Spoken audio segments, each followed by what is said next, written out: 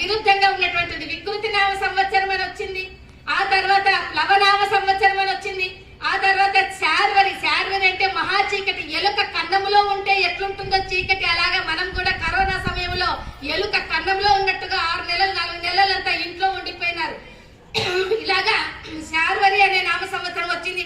ఆ తర్వాత సంతోషంగా శుభకృతు నామ సంవత్సరం వచ్చింది, శోభకృతు నామ సంవత్సరం వచ్చింది. పేరుకు తగినట్టే శుభంగా అందరూ ఉన్నారు. నార్మల్ గా ప్రజలందరూ ఆఫీసులకు వెళుతున్నారు, వ్యాపారాలు చేస్తున్నారు, మంచి మంచిగా ఉద్యోగాలు వ్యాపారాలు చేస్తున్నారు.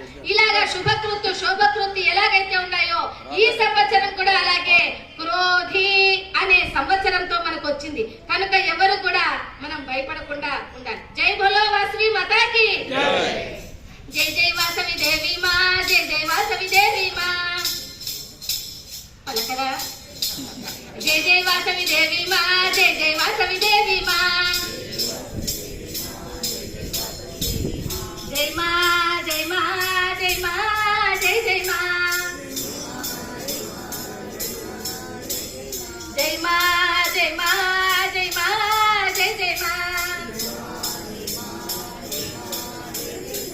జై జై మా, జై జై మా, జై జై మా, జై జై మా. జై జై వాసవి దేవి మా, జై జై వాసవి దేవి మా. జై జై వాసవి దేవి మా, జై జై వాసవి దేవి మా.